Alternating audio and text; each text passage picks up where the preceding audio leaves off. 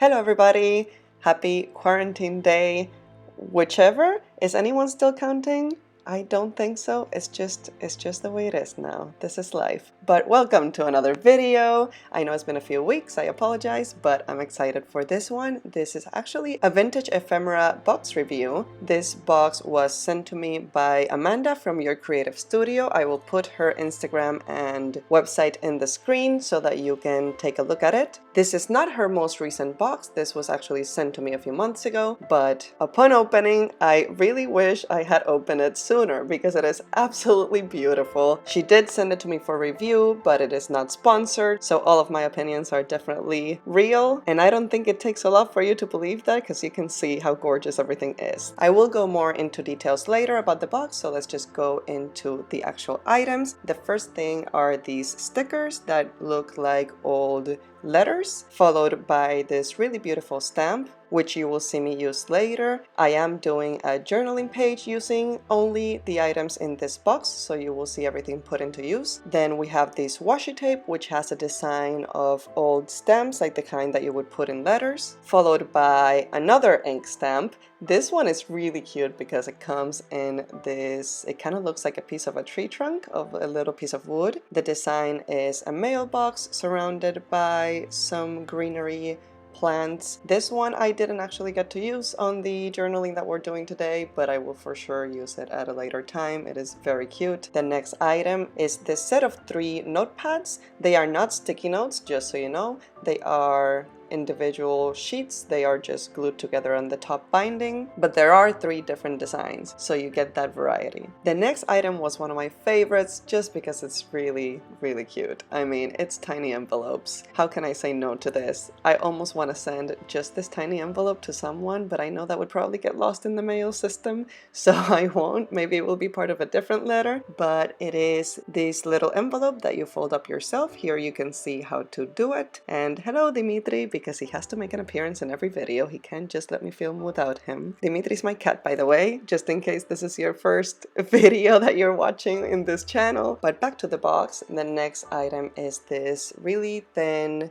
very delicate black and white washi tape. It has a very simple design, so it's probably very good to combine with other more elaborate designs. Then we have this little key charm, which I assume it's included because it can definitely be used as a charm for your traveler's notebook or any other type of notebook cover that you use. The clasp is the kind that you can open very easily, so it can be easily put on the binding of a traveler's notebook. This next item was definitely my absolute favorite. It is a collection in this beautiful little envelope that I am definitely keeping and continuing to use for other things once I'm done with the stickers. It's a collection of washi stickers. So they are sheets, but they're washi material, so they are very thin and they look very see-through. But there is such a great variety. There's designs that are with instruments, so there's papers, flowers, birds, letters, butterflies, all sorts of things. There's just such a variety of designs, which I love because sometimes when it's very specific, it could be something that you don't really use and it just ends up collecting dust. So this is definitely something that I can see using most of them. The next item is another notepad. This one is different from the other one because the other one is pretty plain. Yeah, it has a design, but you can write whatever you want in it. This one has a template. It's sort of like a productivity template, that's what it seems like. This next one is probably the item that I would use the least here, just because it's not the type of thing I use. I just record things that I watch or read directly in my journal. I like it that way, but I may still use this for something, use the paper as ephemera. I'll find a way. And then finally we have loose sheets of paper. They all have really beautiful vintagey designs, and you guys know I use those all the time because pretty much almost every journaling page or spread that I do includes some sort of vintagey looking paper. It just gives so much life and such a theme to whatever spread you're doing. But going on to talking a few more details about this box. The box retails for $28.20, that is US dollars. The company is based in Canada, which is great because US and Canada gets free shipping. I do think it's worth it. There's a lot of stuff in here. You do get a discount if you subscribe to multiple months. Realistically, this is probably not something I would do because I just would end up accumulating so many things, but I would definitely treat myself with one of these boxes every so often and just get the one-off month, which I'm glad, because a lot of subscription boxes don't really give you the option to purchase just 1 month, which I don't like because I don't want to commit to a single box every single month. There's, other things I want to buy for myself. So this is a great option. As for the actual journaling, moving on to a more typical video in this channel, I decided to journal a bit about operas because that is all I have done with my quarantine. I don't know if you're aware. If you're not, now you know. The Met Opera from New York is doing daily streams of whatever opera they choose. So it's a different one every single day, and it's available for 23 hours, I think. So I've been going crazy with that. I've been watching about at least 4 per week, which I know it's a lot, but it's the perfect thing to watch either as a nightcap or while I'm doing some mindless work that I need to get done, and I get to pay attention to watching that. And of course, I wouldn't compare the experience of watching it in a TV to the experience of watching it live. Of course, it's better live, in my opinion. You enjoy opera however you will, but I prefer it live. I do love being in the same room as the orchestra,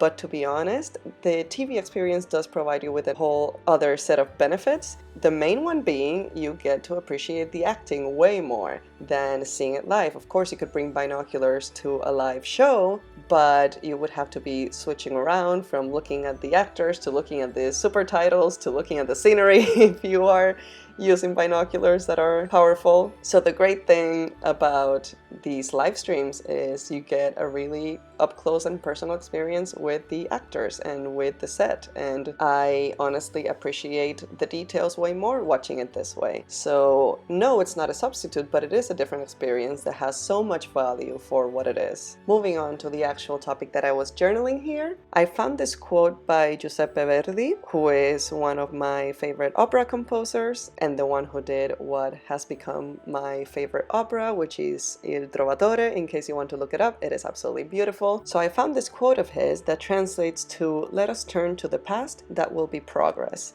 which in a social and political way doesn't make much sense because of course that is not true, but in an artistic sense I felt very identified with it, especially coming from someone who brings a vintagey and old feel to everything I do. One thing that has been a highlight from watching these operas is seeing how much modern work is based on these pieces. From musicals to literature to movies to just so many things that we watch now and that we're exposed to now and read now are based on these operas. And the thing is that the operas are also, in the majority of the scenarios, not the original thing. They're all based on something else. They're all based on mythology or in an older theater or Shakespeare or literature. Everything is based on something else, and it's just everyone doing their own take on something that already existed, which makes me think that those people who say that nothing's been invented since the Greeks have a point. And at first it almost came to me as a disappointing thought, almost like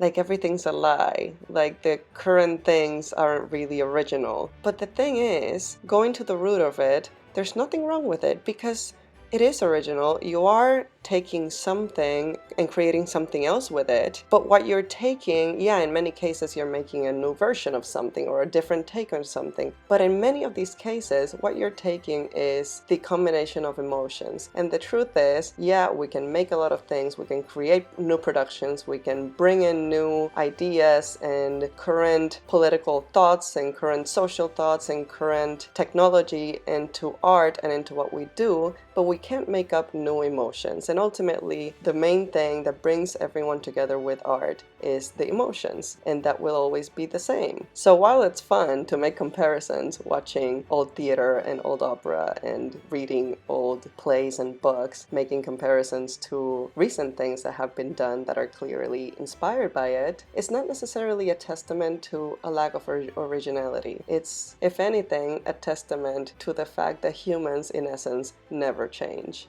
In a great way, in the emotional and sentimental way. We still feel love and hate and jealousy and desire and greed and all of these great and negative things that make us up. But anyway, sentimental rant over. I hope you enjoyed this video. Let me know what you have been doing during your quarantine. I would love to know if you're working on any projects, whether they're artistic or otherwise, or if you're working. For all of us who are at home, thank you. Thank you so much for putting yourself at risk. I will see you next week with another video, and have a fantastic day. Bye!